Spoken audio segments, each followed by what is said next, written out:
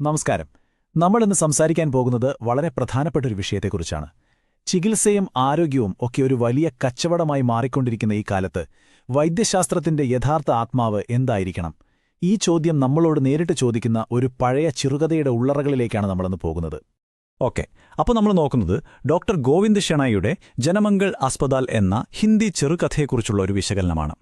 ഈ കഥ എഴുതപ്പെട്ടത് 20-ാം നൂറ്റാണ്ടിലാണെങ്കിലും ഇത് പറയുന്ന കാര്യങ്ങൾ അത് ഇന്നും ഒരുപക്ഷെ ഇന്നത്തെ കാലത്ത് കൂടുതൽ പ്രസക്തമാണെന്ന് നമുക്ക് തോന്നിപ്പോകും.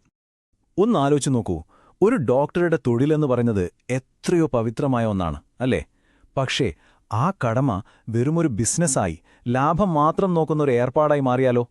ഈ ഒരു ചോദ്യമാണ് ഈ കഥ നമ്മളുടെ മുന്നിലേക്ക് വെക്കുന്നത്. അപ്പോ ഈ കഥയുടെ കാതൽ എന്ന് പറയുന്നത് തന്നെ ഒരു വലിയ ധാർമ്മിക പ്രതിസന്ധിയാണ്. അതായത്, ഒരു വശത്ത് സേവനം, മറുവശത്ത് കച്ചവടം.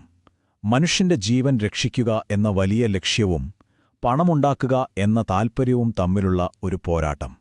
ഇത് കണ്ടില്ലേ? ഇതാണ് ആ സംഘർഷം. ഒരു വശത്ത് വൈദ്യശാസ്ത്രം, അതൊരു സേവനമാണ്, മനുഷ്യന്റെ നല്ലതിനു വേണ്ടി ചെയ്യേണ്ടൊന്ന്. പക്ഷേ മറുവശത്തോ അതൊരു ബിസിനസ്സായി മാറുന്നു, രോഗികൾ വെറും കസ്റ്റമേഴ്സായി മാറുന്നൊരിടം. ഈ ഒരു മാറ്റമാണ് കഥയുടെ കേന്ദ്രബിന്ദു. ജനമംഗൾ ആസ്പതാൽ എന്ന ഈ സാങ്കല്പിക ആശുപത്രി ശരിക്കും പറഞ്ഞാൽ ഇന്നത്തെ ലോകത്തിന്റെ ഒരു ചെറിയ പതിപ്പാണ്. മനുഷ്യത്വവും കച്ചവട മനോഭാവവും തമ്മിൽ ഏറ്റുമുട്ടുന്ന യഥാർത്ഥ പ്രശ്നങ്ങളെ വരച്ചുകാട്ടാൻ കഥാകൃത്ത് ഉപയോഗിക്കുന്ന ഒരു പശ്ചാത്തലം മാത്രമാണിത്.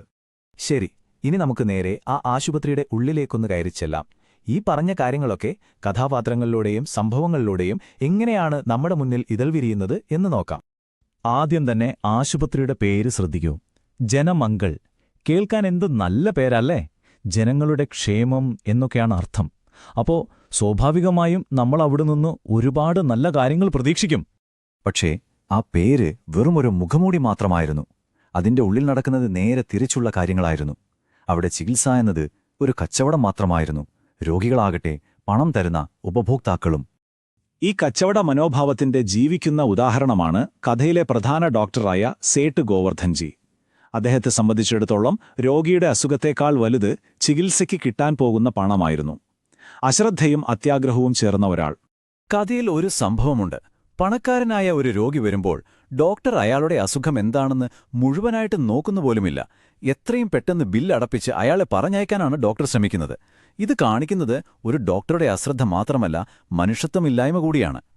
ഓക്കെ, അപ്പോൾ കഥയുടെ ഒരു ഏകദേശ രൂപം കിട്ടിയല്ലോ. ഇനി നമുക്ക് കുറച്ചുകൂടി ആഴത്തിലേക്ക് പോകാം. എന്താണ് ഈ കഥ യഥാർത്ഥത്തിൽ നമ്മളോട് പറയാൻ ശ്രമിക്കുന്നത്? എന്തൊക്കെയാണ് ഇതിലെ പ്രധാന ആശയങ്ങൾ? ഈ വിശകലനം അനുസരിച്ച് പ്രധാനമായും 2 കാര്യങ്ങളാണ് കഥ മുന്നോട്ട് വയ്ക്കുന്നത്. ഒന്ന്, വൈദ്യശാസ്ത്ര രംഗത്ത് തന്നെ സംഭവിക്കുന്ന ധാർമ്മികതയുടെ തകർച്ച. 2, അതുമാത്രമല്ല, നമ്മുടെ സമൂഹത്തിൽ പൊതുവായി സംഭവിക്കുന്ന മൂല്യങ്ങളുടെ ഒരു തകർച്ച.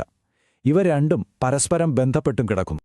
ഒന്നാമത്തെ കാര്യം, വൈദ്യശാസ്ത്രം എന്ന് പറയുന്നത് അടിസ്ഥാനപരമായി ഒരു സേവയാണ്, ഒരു വ്യാപാരമല്ല. അതായത് അതൊരു സേവനമാണ്, ലാഭമുണ്ടാക്കാനുള്ളൊരു ബിസിനസ്സല്ല. ഈയൊരു അടിസ്ഥാന തത്വം മറന്നു പോകുമ്പോഴാണ് പ്രശ്നങ്ങൾ തുടങ്ങുന്നത് എന്നാണ് കഥ പറയുന്നത്. ഇനി രണ്ടാമത്തെ കാര്യം, ഈ ആശുപത്രിയിൽ കാണുന്ന കച്ചവട മനോഭാവം അത് ആ ആശുപത്രിയിൽ മാത്രം ഒതുങ്ങുന്ന ഒന്നല്ല, അത് നമ്മുടെ സമൂഹത്തിന്റെ മൊത്തത്തിലുള്ള ഒരു പ്രതിഫലനമാണ്. പണത്തിന് മാത്രം വില കൽപ്പിക്കുന്ന ഒരു സമൂഹത്തിൽ ഡോക്ടർമാർ മാത്രമല്ല, എല്ലാവരും ഇങ്ങനെയായി തീരും എന്നൊരു സൂചന കൂടി ഈ കഥ നൽകുന്നുണ്ട്. അപ്പൊ സ്വാഭാവികമായും ഒരു ചോദ്യം വരും, വർഷങ്ങൾക്ക് മുൻപെഴുതിയ ഈയൊരു കഥയ്ക്ക് ഇന്ന് എന്ത് പ്രസക്തിയാണുള്ളത്? എന്തിനാണ് നമ്മൾ ഇപ്പോഴും ഇതിനെക്കുറിച്ച് സംസാരിക്കുന്നത്? കാരണം ഇതൊരു വെറും വിമർശനമല്ല, ഇത് നമ്മുടെ ഹൃദയത്തിൽ തൊടുന്നൊരു കഥയാണ്, നമ്മളെ ഇരുത്തി ചിന്തിപ്പിക്കുന്ന ഒന്ന്.